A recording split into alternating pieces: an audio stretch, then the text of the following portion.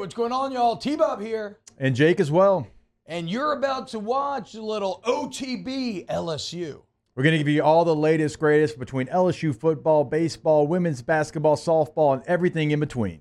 Bottom line, if you want to talk Tigers, keep it locked, subscribe, like it. Okay, so we have collated the numbers. Guys, remember we started this show talking about how analytically I feel like LSU's the better team. I just have paranoia of the past, and here it is. For LSU, we have them having the advantage at head coach, quarterback, running back, tight end, wide receiver, offensive line, and linebacker. We have defensive coordinator as a push, as I like both Blake Baker and D'Anton Lynn a lot. We have USC having the advantage at OC because we're basically saying that's Lincoln Riley. Defensive line, defensive back, and on special teams. So, as you can see, on paper, in our opinions, I think LSU looks like the more complete team. I think LSU should win this game. I think they have the better head coach. I think they have more talent top to bottom. I think they've recruited better. I think Brian Kelly, through his process, has developed better than USC has through the years.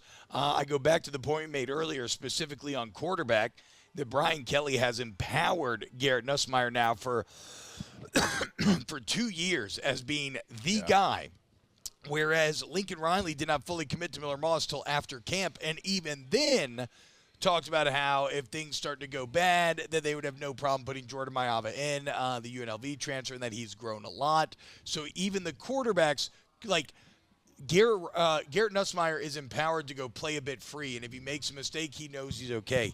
Miller Moss has that worst kind of anxiety that it's possible to have, that if he makes too many mistakes, that, well, he could find his way potentially to the bench.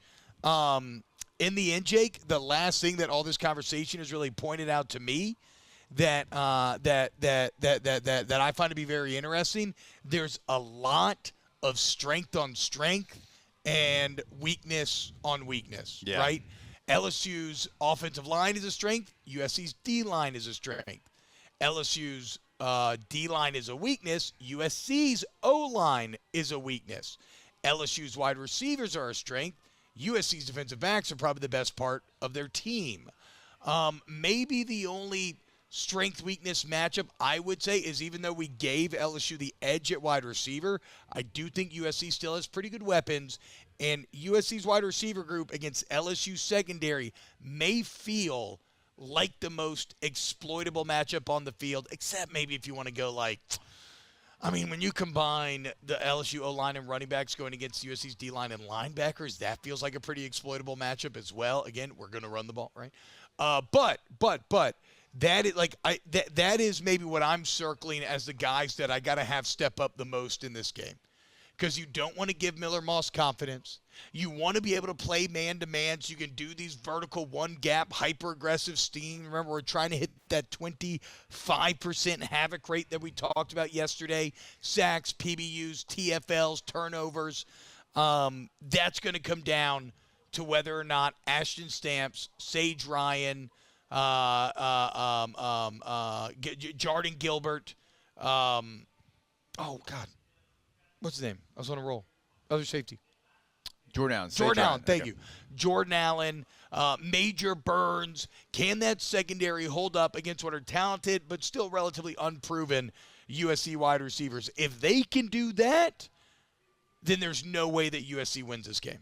I believe that full stop. If that secondary plays well, there is no way that USC wins this game. It does feel like the matchup as we sit here and we break it down. It's like, okay, well, good on good, bad on bad, and you're trying to figure out like what's going to be the deciding factor.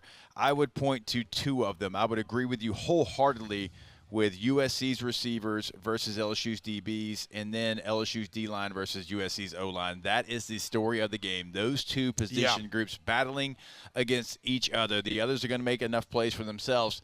Which one handles that the best? Like if LSU has 4 sacks in this game, they win this game. I think if they, you know what I'm saying, if they get after the quarterback, I think they win this game. And I think that's kind of their goal. I mean, that sounds crazy. 4 sacks is a lot, but like if you're talking about trying to achieve a 25% havoc rate, Jake, I think that's their goal. And I do believe that USC's weak at tackle. And I think the LSU edge group is one of they the don't have highest a lot of starts. The LSU edge group is one of the highest potential groups on this entire team. Savion Jones is key here, and he's not going to be playing the jackbacker. That's going to be more your Braden Swinston, Deshaun Womack types. Savion Jones and Paris Shan, they're more of I don't want to say just hold the point, but that's it within this defense. They're going to be more of that guy than just say line up in a 9 technique and get after the quarterback. But he's had a fantastic training camp, and if he can give you any kind of rush production from that position, that's lanyard. That is something you're not maybe counting on, but he has that ability. Also, like, don't forget about Gabe Relaford, true freshman. We talked about Bro a little bit earlier. I think he plays in this game. Dominic McKinley will get snaps? Yes? No? Or no? I don't know. That's going to be something certainly to pay attention to, because we've talked more about defensive tackles this offseason. Gosh, maybe than any other position. I actually think like Gabe Relaford and Amon Bro might get more run just because of the training camps that they've had, hearing the coaches talk about them. Okay. I mean, it's going to be interesting to see which of those young players end up stepping in this. But there it is. I feel like over the last, almost 3 hours, about 2 hours here, 2.5, we have given you an in-depth breakdown of where things stand. The question remains just kind of the intangible stuff, right? Who has studied harder to this point? Who knows the game plan better? Who believes in their coaching staff more? Who believes in themselves more? And who wants it more, man? Who's ready to fight? I know Will Campbell's ready. I heard they want to bring out Emory Jones for player availability. Greg Penn saying, "Oh, y'all think Campbell's locked in? That's just how he is." Emory Jones is even more psycho. That's probably why he's not allowed to talk to y'all. So, I know those guys are ready, but is everybody else ready? And how do you deal with the first bit of adversity that you're going to get hit with, right? Yeah. Are you mature enough to take the punch, wipe the blood off, and smile, and then get ready to keep fighting, or are you going to fold? It feels like USC recently has been prey to the latter, a bit wobbly, a bit easy to maybe make doubt themselves, a bit easier to maybe make fold, whereas I like some of the toughness that I've seen out of LSU in this Brian Kelly era. Wow, Jake, what incredible takes. I mean, those guys, they're just the best. I think so. And if you think so, again, hit the like button, subscribe, ring the bell so you get notifications when we post every single day here on OTB LSU.